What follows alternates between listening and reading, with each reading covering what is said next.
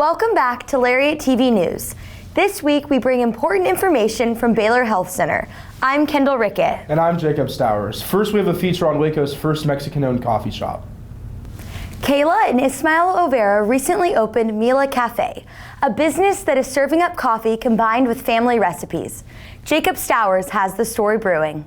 I'm standing in front of Mila Cafe, Waco's first Mexican-owned coffee shop, to give you the inside scoop on what's going on. Mila Cafe started from humble beginnings. They began as curbside coffee at a farmer's market, then expanded to their current brick-and-mortar store. But through it all, they've always had family in mind.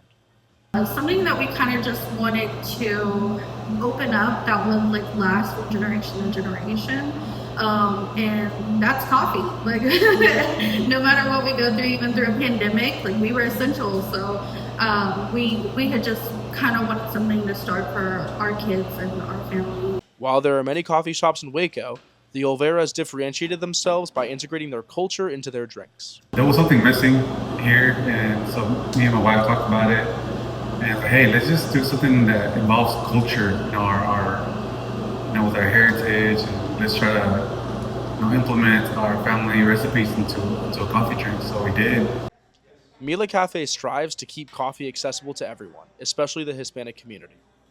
We want to feel the community, mainly the Hispanic community, because I know there's a language barrier sometimes that they want to go to Starbucks or any local coffee shop, and sometimes the language barrier kind of affects them trying to go in. So we want to provide that to them. Some students in the Baylor community have discovered Mila Cafe as well. I think it's a great place to study, and I think as Baylor students it's important for us to get out into communities and support local businesses. For Lariat TV News, I'm Jacob Stowers. Healthy Bears is a new text message thread that seeks to help students with their physical and mental well-being. They will receive texts with encouragement, tips, and reminders that all seek to encourage healthy habits. You can become a part of Healthy Bears by texting HEALTHY to 254-294-7029, and from there we'll receive messages throughout the week. There's a new program out. It's called Healthy Bear Text, and it's a program that Dean Marsh, it's an initiative he's behind to help support the students throughout this trying time, especially with the newest students coming in with their first time away from home. Baylor students looking for research opportunities now have a new tool to connect with professors, Forager One. Marin Small has more. Forager One gives students a centralized place to browse research opportunities. Instead of relying on word of mouth or personal connections, students can see what projects professors are offering and reach out directly. Forager One, it kind of streamlines everything to where you have all these opportunities in one place. You can learn about each professor in every place. You can even learn about what grad students are doing within the lab to get a more fleshed out kind of image of what the lab is doing. And so it's a lot more convenient, it's a lot more conducive for undergraduates to get involved in research, and ultimately it's a lot more efficient. Dr. Tamara Adair, Director of Course-Based Undergraduate Research in Biology, says the tools provided is a clear pathway for students to get started in research. I'm hoping that it will make it more efficient for the students to look for faculty, and that all students will have that opportunity. The program is backed by Baylor's Provost Office, who works with deans and departments to support softwares like Forager One. The goal is to make research more accessible by providing profiles that facilitate connections between students and faculties for mentorships and collaboration. The overall goal is also to just improve the undergraduate culture, right? So that everybody in the university knows how important undergraduate research is and where it's available and celebrates that. With Forager One, Baylor hopes more students will take the next steps into research, gaining skills and experiences that extends beyond the classroom. For Lariat TV News, I'm Marin Small. This weekend, Baylor University is hosting the inaugural event for the Baylor New Play Initiative. 4 new works from playwrights will be showcased, and on Sunday, one play will be awarded the Kirk Play Prize, which is a $15,000 award. Don't miss the chance to experience the premiere of new plays, support local talent, and celebrate the arts in Waco. Greek councils are joining forces in honor of National Hazing Prevention Week to raise awareness and promote a culture of safety and inclusion. Members of all councils hosted daily tabling events outside Fountain Mall. Each day consisted of interactive activities designed to educate students and encourage open conversations about hazing. Baylor's Greek community is passionate about sharing the powerful message that hazing has no place here. I think that college campuses should be like a home away from home, and hazing is something that shouldn't be happening because they make you feel like less worthy of a person, and they make you feel unsafe, and safety should be our top priority. There's a popular spot that's been in Waco for some time. Kendall Rickett gives us a taste. George's, the iconic Waco restaurant, has been around since 1930.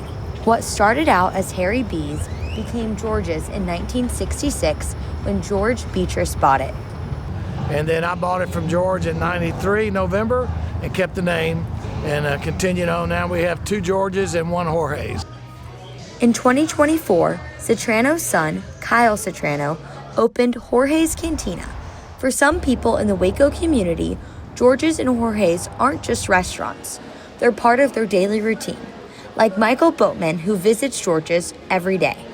Coming in for breakfast or for lunch? For lunch. For lunch, steak and taters. Okay. Do you usually come here with friends? I did for a while, but at work we just all kind of dispersed through all the shifts, so I just kept on coming here. Carrying on the family tradition as both restaurants, they welcomed the Waco and Baylor families through their doors. For Lariat TV News, I'm Kendall Rickett. Coming up, Baylor had a U.S. representative visit this week. And a coffee shop is giving employment opportunities to people with disabilities. Keep it here. I'll never get used to this. I'll never get used to this. This is how I wanna live. Forever we'll be singing like, oh, I'll never get used to this. I'll never get used to this. I'll never get used to this. This is how I wanna live. This is how I wanna live. Forever we'll be singing like, oh, I'll never get used to this.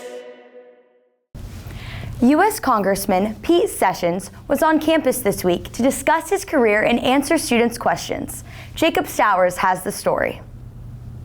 Texas Congressman Pete Sessions sat down with Baylor students on Monday night to inspire future generations to get involved in politics.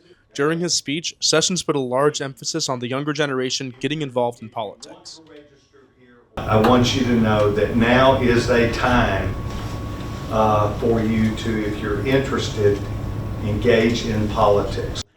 The congressman also highlighted the importance of gaining political knowledge and discourse on college campuses and beyond. You do know about yourself, you're learning, you know that you live in the greatest country in the world, but you don't know everything about it. You don't know all the laws, you don't know how things exactly work, you don't know how to put it all together, but you do know that fundamentally that we live in a country that is the greatest country in the world. College Republicans President Lindsey Flanagan emphasized Congressman Sessions' point on discourse. I think discussion is going to become increasingly important, especially as politics become more polarized. It's really important to create an environment where both sides can discuss their ideas and then bounce their ideas off the other side. For Lariat TV News, I'm Jacob Stowers. Post-COVID, tech fatigue is still buffering Baylor classrooms, making it hard for students and professors to fully engage. Tatum Vickers brings you the story. If too much screen time leaves you feeling stressed and burnt out, you're not alone. Students and professors say that post-COVID tech fatigue is still shaping the way they teach and learn. To combat tech fatigue, many Baylor professors are changing their approach, incorporating more in-person discussions and hands-on activities to help students stay engaged and focused in class. That's the best way to engage student minds, is to not only give a piece of information, but then turn that around almost immediately and ask, what do you think about this? A 2024 Baylor study found that prolonged screen time during the pandemic is still causing health risks while affecting engagement and learning. A lot of it is online nowadays, and I notice for myself too, I think blue light is kind of a bigger issue that kind of like affects you. Like I'll start to get a headache, but you can take breaks from it here and there, but at the end of the day you always have to go back and log back into Canvas and to finish the assignments. So with students struggling to adapt to a new age of learning, professors are responding with empathy. So what's kind of ironic is I think with all the wonderful technology we have at our fingertips, we as professors are sort of being challenged to go back in time a little bit with our approach in the classroom, which is to simplify it and to actually go back to maybe even a little more paper. As Baylor students and professors navigate life after virtual learning, many hope that new strategies and awareness of tech fatigue will help campus learning return to a more balanced, engaging experience. For Lariat TV News, I'm Tatum Vickers. Baylor students in the Waco community got a behind-the-scenes look at contemporary art Thursday. Fiber artist Debbie Carlson shared her creative process and inspirations during a special conversation at the Martin Museum of Art. Her exhibition, Threads of Transformation, turns everyday fabrics into detailed sculptural forms. The pieces explore imperfection, repetition, and transformation, inviting viewers to look closely and reflect on the beauty in life's small details. Our work has some metaphor connotation, like in life, we are the threads that stitch pieces together to find the purpose or meaning of our life, our existence here. A coffee shop in Waco is serving more than lattes. It's serving opportunity. Biddy and Bose is working to close the unemployment gap for people with disabilities one cup at a time. Nationally, people with disabilities face roughly double the unemployment rate of those without, 7.5% versus 3.8% in 2024, according to the Bureau of Labor Statistics. Biddy and Bose is helping close that gap, now with more than 400 employees across its 24 stores, most living with intellectual or developmental disabilities. Biddy and Bose shows that a cup of coffee can do more than start your day. It can help close the employment gap and brew opportunities for people with disabilities right here in Waco. Yeah, there's a lot of coffee shops in Waco that are really great, but I love what Biddy and Bose stands for and the cause they support. And it's pretty quiet in here too, so if I'm able to get some work done, drink some good coffee, support a good cause, why not do it? Last weekend, Baylor students were officially welcomed to Texas with a night filled with live music, food, and campus excitement. Savannah Ford has the country kickoff. I'm at the Mark and Paula Hurd Welcome Center, where Ty Myers will be taking the stage tonight, but the event goes beyond just the music. For over 60 years, Pi Beta Phi has helped bring this annual celebration to campus, featuring music, food, and games, keeping one of Baylor's longest-standing traditions alive. I just think Howdy is just such a great opportunity to kind of welcome students back to the fall semester here at Baylor and just kind of show the joy of just being all together. And it's such a fun event. We have concerts and food trucks and just games, and now we have a Longhorn coming today, so it should be really fun. Beyond the festivities, the celebration supports Read, Lead, Achieve, a national program focused on improving children's literacy through book donations and fundraising. And we sell t-shirts, we have various food trucks and book donations, and every percentage and every book donated throughout the time goes towards children's literacy. Students say the event isn't just about the music. It's about campus pride and keeping alive a tradition that makes Baylor stand out. Honestly, knowing that no other university is doing it like this, because what do you mean we get a free concert, food trucks, line dancing, I've never heard of that from a college before, so I think that's really special and it's very inclusive. From live music to community service, this Baylor event brings students together while making a real impact. For Lariat TV News, I'm Savannah Ford. Elizabeth Kincaid, director of the Institute of Faith and Learning, was the focus of the first installment of this year's Readers Meet the Author series. Hosted by the Office of the Provost and the Office of the President, the discussion was held in the Schumacher Flex Commons of Moody Library. Kincaid spoke about her 2024 book titled Law from Below and how Christians can influence legal reform from within. The event concluded with an audience Q&A session, and attendees had a chance to get their own copies of the book signed by Kincaid. The next author featured in the series will be Associate Professor of Communications, Luke Winslow, on October 21st. When Christians talk about political change, it seems like we go two ways. Either we say political advocacy, I need to get my people in power so they'll make the right laws so the country can go the way I think it needs to. Or we say, gosh, the system is so broken, the only way we can engage with this is to step outside the law. The Big 12 Fall Tour came to Waco last weekend and hosted several events, including an empowerment luncheon right on campus. Charlie Cole has more details. On Friday afternoon, the Big 12 Conference hosted a women's empowerment panel at Baylor as part of their Big 12 Fall Tour. Panelists included President Linda Livingstone and Deputy AD and Chief Operating Officer Jovan Overshone, who gave some advice on leadership qualities. If you can have empathy, if you can see a person for who they are, if you can create opportunities for them to be heard and seen, if they feel seen, I know it's for me, it's that way, then it's just going to create this different level of power from which you're able to lead them. The panel was open to female student athletes and faculty to attend. Panelists offered advice to future leaders and gave some insight into the overwhelming support the university provides. Baylor is one of 3 schools that has a female football sport program administrator and a female director of ops. And if we throw the president on there, we're probably one of 1. So I think that it just speaks to Baylor and our community. Hosted by an entirely female crew of Big 12 staff members, the event ended with President Livingstone being asked what she wants her legacy at Baylor to be. The other thing I hope that we have shown and that we continue to develop over time is a strong belief in ourselves that we will be a significant place for research that's making a difference in the world, for producing graduates that are going out and doing things that solve important problems and meet the needs of people around the world, and that we do it from a faith-based perspective. The Big 12 Fall Tour continues on Saturday with a tailgate concert by Graham St. Clair Band. For Lariat TV News, I'm Charlie Cole. Up next, we feature a cross-country star and a new soccer coach. We also preview men and women's basketball as they gear up for their seasons. There's no better place to hear country music than under the carnival lights on a cool Texas night. Get ready to dance the night away at the Heart of Texas Fair and Rodeo on the Ziegenbach Music Stage. Midland with Jade Eagleson on Friday, October 3rd. Randy Hauser with special guest Neil McCoy on Saturday, October 4th. Then Keith Nieto on Sunday, October 5th. Check out the full lineup and grab your tickets now at hotfair.com. We'll see you there.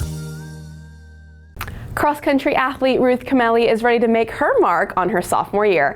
I sat down with Camelli in an LTVN exclusive to talk teammates, goals, and her journey from her home country of Kenya. Ruth Camelli, a sophomore cross-country and track runner from Kenya, was inspired to start her sport from her siblings. And as she grew stronger, made it her mission to find a school where she could pursue all of her goals. It was like, I just need to make a good decision for me to find a place where I can just concentrate with my running and my career. Being in a new country is different, but Camelli says her teammates made her feel welcome and made the team feel like a family. It just seemed like my sisters and the men's session, also my teammates, they really felt like they are my brothers because we just communicated that more closely. We just they just encouraged me this is a new place, yes, but everything gonna be okay. Camelli's freshman season was impactful with an appearance in the NCAA championships. This season, though, she has goals to become an All-American and make internationals. Now I feel so much, I got that courage that I can do it. So I believe in myself, this time round, this season, I can do it, and I can make that. Coach David Barnett applauds Camelli's spirit as a way of motivating her other teammates. She's a really positive person, has a really kind spirit, and she's a really fierce competitor too. So it's been really cool to watch her work up the ranks, and I'm excited to see her put it together at the end of the season. Cross country will be competing in the Gaines Creek Classic this weekend. For Lariat TV News, I'm Claire Marie Scott. Even though men's basketball is coming in with a completely new roster, Coach Scott Drew is feeling optimistic about this season. The Bears are coming off a 20-15 record where after a brief run in the NCAA tournament, each athlete graduated, declared for the draft, or entered the transfer portal.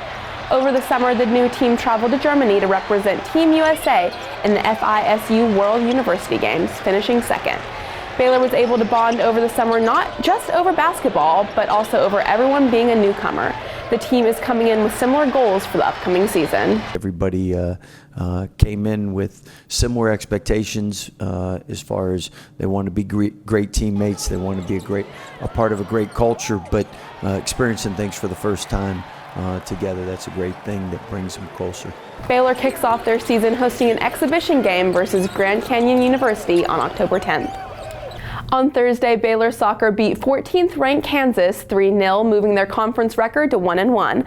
Part of that success coming from a fresh perspective in the coaching staff. Aiden Richmond has the LTVN exclusive. Baylor assistant coach Flor Benatar brings over 25 years of experience from college to the U.S. national youth team. The drive for me is just the player development side. I enjoy the game. To me, it's the greatest game. And so what I love is teaching the game to other people and then being competitive. So we share that competitive drive and that competitive piece.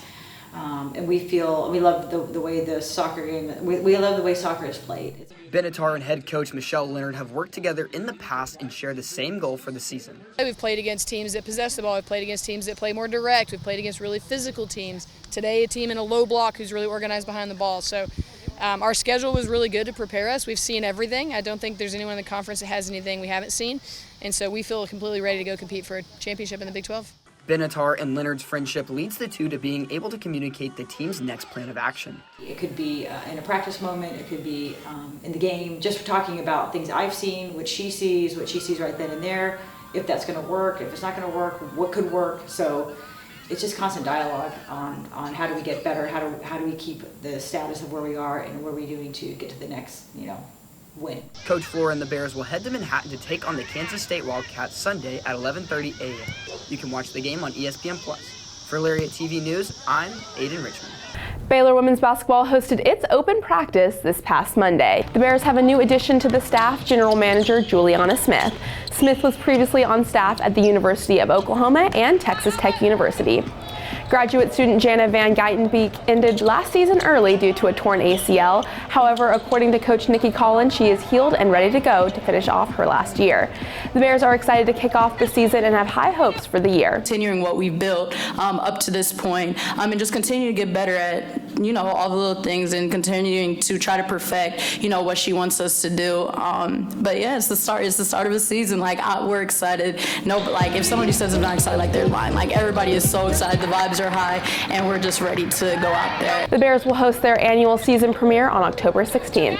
Coming off a 27-24 tug-of-war loss to the Arizona State Sun Devils last Saturday, the Bears are traveling to Stillwater to take on the Oklahoma State Cowboys. Tuesday, the Cowboys fired head coach Mike Gundy after the team lost to Tulane 19-12 at home last Friday.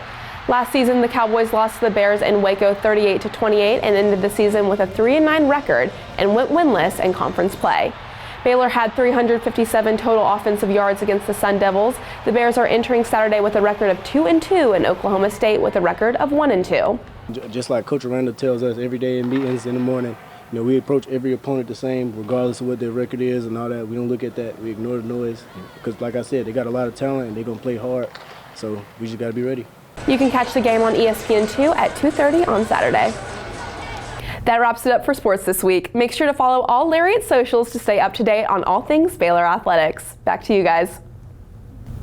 Thanks, Claire Marie. That closes out our newscast this week. Make sure you're keeping up to date by following all Baylor Lariat socials. We hope to see you next Friday, and until then, have a safe week, and as always, Sick 'em Bears.